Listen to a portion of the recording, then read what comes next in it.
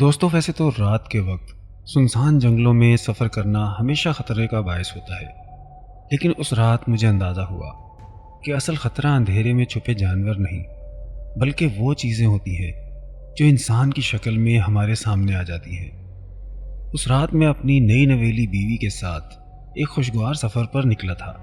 ہم دونوں بہت خوش تھے اور مستقبل کے خواب دیکھ رہے تھے، لیکن مجھے معلوم نہیں تھا کہ چند گھنٹوں بعد ایک ایسے لاج کے اندر پھنسنے والا ہوں جہاں ہر دروازے کے پیچھے موت کھڑی ہے۔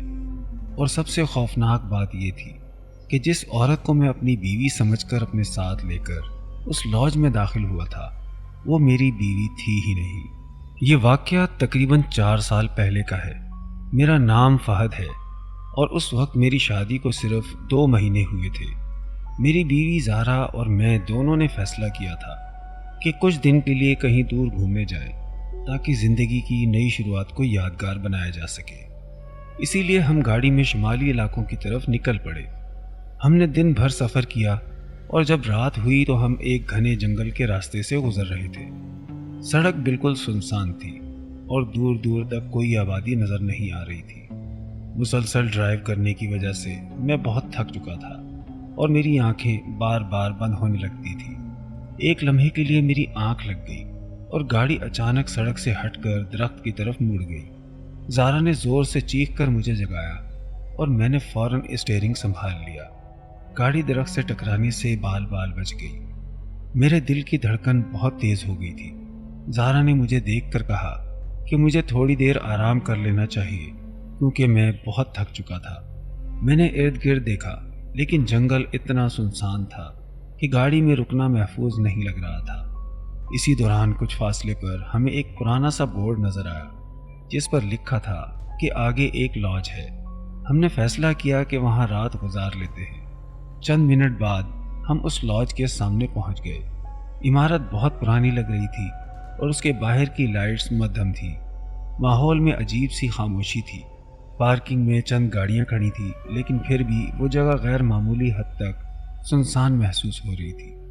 میں نے زارا سے کہا کہ وہ گاڑی میں ہی انتظار کرے اور میں جا کر پوچھتا ہوں کہ کمرہ خالی ہے یا نہیں۔ جیسے ہی میں دروازے کی طرف بڑھا تو اچانک ایک بوڑھا فقیر میرے سامنے آ گیا۔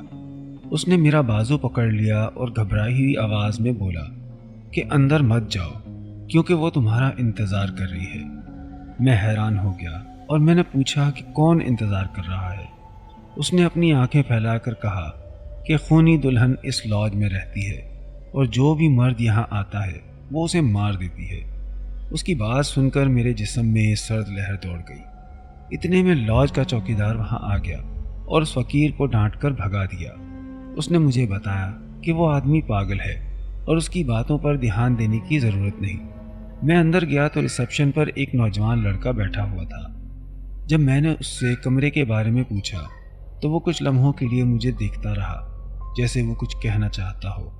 پھر اس نے بہت آہستہ آواز میں کہا کہ آپ یہاں سے چلے جائیں۔ میں حیران رہ گیا کیونکہ اس کی بات سمجھ میں نہیں آئی تھی۔ اسی وقت وہاں لاج کا مینیجر آ گیا اور اس نے فوراً کہا کہ ایک کمرہ خالی ہے۔ میں زارا کو لینے باہر جانے لگا تو حیرت کی بات یہ تھی کہ وہ پہلے ہی سوٹ کیس لے کر اندر آ چکی تھی۔ مجھے تھوڑا عجیب لگا کیونکہ میں نے اسے گاڑی میں چھوڑا تھا۔ اس کے بعد ہم دونوں کو ایک چھوٹا لڑکا اوپر کمرہ دکھانے لے گیا۔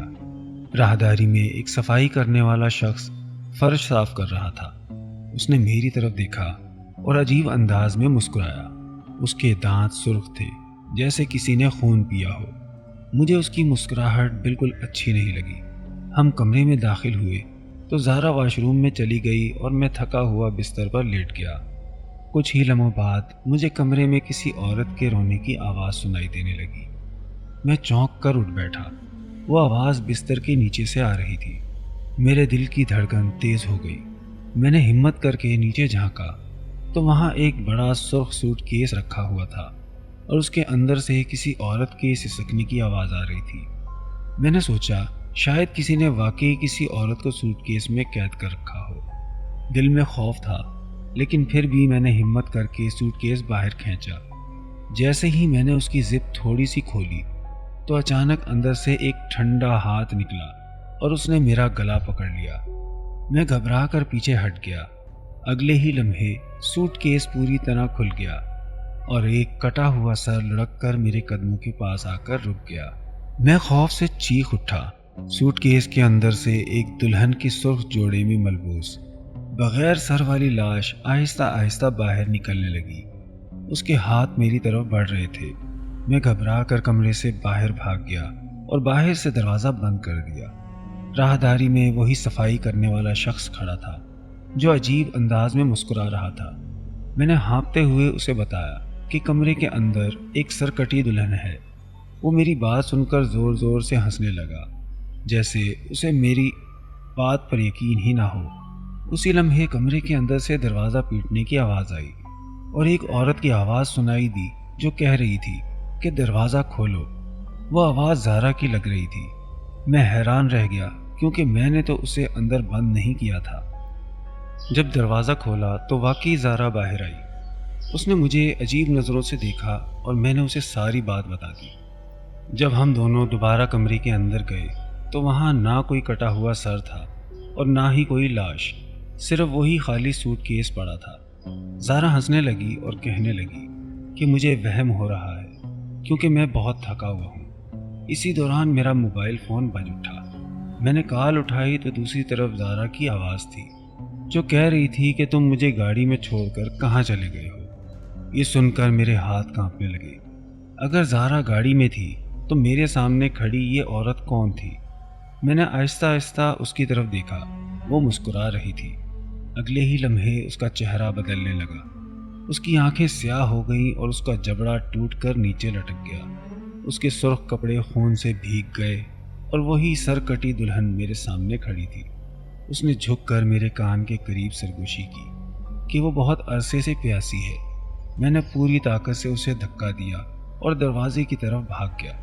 جب میں راہداری میں پہنچا تو وہاں درجنوں لوگ کھڑے تھے، لیکن ان کے جسم ادھورے تھے۔ کسی کا سر نہیں تھا، کسی کے ہاتھ نہیں اور کسی کے پیر کٹے ہوئے تھے۔ وہ سب مجھے گھور رہے تھے۔ اچانک وہ دلہن سیڑھیوں سے نیچے اترنے لگی۔ اس کے ہاتھ میں خون سے بھرا ہوا کلہاڑا تھا۔ میں بھاگ کر کھڑکی سے کود گیا اور پارکنگ کی طرف دوڑا۔ گاڑی کے اندر واقعی زارا بیٹھی تھی اور چیخ رہی تھی۔ میں جلدی سے گاڑی میں بیٹھا اور ہم وہاں سے نکل گئے۔ کچھ دیر بعد زارا نے چیخ کر کہا کہ آگے دیکھو۔ میں نے بریک لگائی تو دیکھا کہ سڑک کے بیچ وہی خونی دلہن کھڑی تھی۔ گاڑی بے قابو ہو کر درخت سے جا ٹکرائی۔ جب زارا نے ہوش سنبھالا تو اس کی گود میں میرا کٹا ہوا سر پڑا تھا۔ اس حادثے کے بعد زارا کسی طرح جنگل میں بھاگ کر اپنی جان بچانے میں کامیاب ہو گئی، لیکن اس رات کے بعد وہ کبھی پہلے جیسی نہیں رہی۔ مقامی لوگ کہتے ہیں کہ آج بھی اس سنسان جنگل میں وہی پرانا لاج موجود ہے، جہاں ہر رات ایک سرخ جوڑے والی دلہن اپنے اگلے شکار کا انتظار کرتی ہے، اور جو بھی مرد اس لاج میں رات گزارنے کی غلطی کرتا ہے وہ کبھی واپس زندہ نہیں لوٹتا۔